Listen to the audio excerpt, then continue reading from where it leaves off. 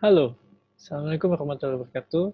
Kembali lagi bersama saya Hendra Sonjaya Kusno, peserta pelatihan dasar Angkatan 14, yang mana pada hari ini saya akan menyampaikan jurnal harian berkaitan dengan manajemen ASN. Manajemen ASN mata pelatihan ini memiliki indikator keberhasilan. Yang pertama yaitu menjelaskan kedudukan, peran, hak dan kewajiban, kode etik, dan kode perilaku ASN. Selanjutnya untuk menjelaskan konsep sistem merit dalam pengelolaan ASN, dan ketiga adalah untuk menjelaskan mekanisme pengelolaan ASN.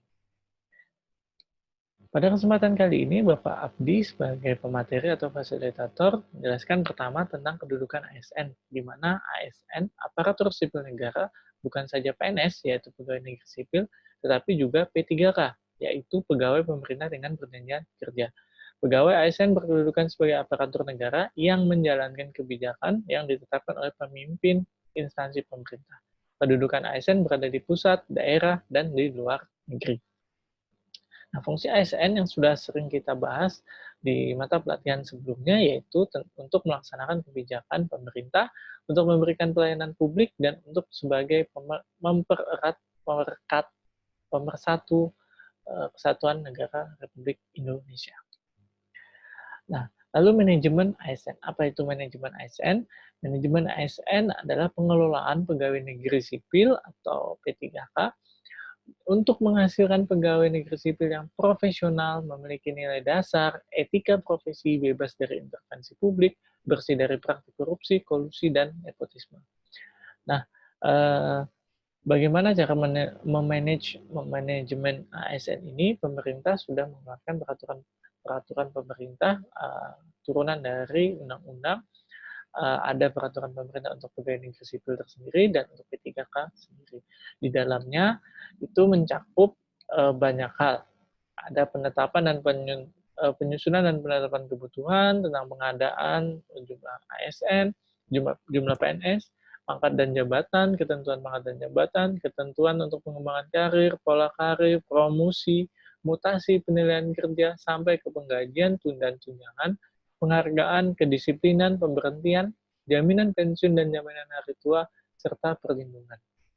Nah, itu semua yang diatur di peraturan pemerintah, sampai ke tata cara cuti, bagaimana cuti, persyaratannya, dan lain sebagainya, termasuk yang bisa kita garis bawahi di manajemen ASN ini lebih ke mengatur hak dan kewajiban dari PNS.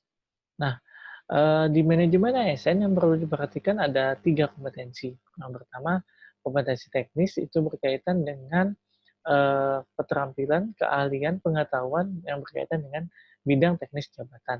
Selanjutnya yang tentang manajerial itu berkaitan dengan pengetahuan, keterampilan, keahlian, sikap dan perilaku tentang mengelola unit organisasi, instansi. Nah, selanjutnya yang kompetensi sosial kultural ini berkaitan dengan bagaimana cara dari ASN, dari PNS itu untuk komunikasi, untuk bisa bekerja sama dengan individu lain, dengan orang lain, dengan masyarakat, tanpa memandang suku, ras, agama, dan lain sebagainya. Dan selalu ingat bahwasanya negara Kesatuan Republik Indonesia itu adalah Bhinneka Tunggal Ika. Nah, sistem merit juga yang diadopsi di manajemen ASN ini berkaitan dengan kebijakan dan manajemen ASN yang berdasarkan pada kualifikasi, kompetensi, dan kinerja. Jadi 3 hal ini yang ditetapkan untuk menjadi dasar bagaimana ASN itu dikelola. Jadi kualifikasi, kompetensi, dan kinerja.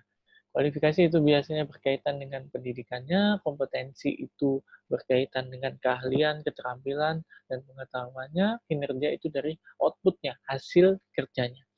Secara adil dan wajar dengan tanpa membedakan latar belakang tadi, politik, ras, warna kulit, dan lain sebagainya. Ya. Lalu hak dan kewajiban di PNS berhak memperoleh gaji, tunjangan dan fasilitas, cuti, jaminan pensiun dan jaminan hari tua, perlindungan, dan pengembangan kompetensi. P3K juga memiliki hak yang sama, tetapi tidak mendapatkan hak sebagai menerima jaminan pensiun dan jaminan hari tua. Mungkin itu yang bisa saya jelaskan untuk jurnal harian pada kesempatan kali ini pada mata pelatihan manajemen ASN.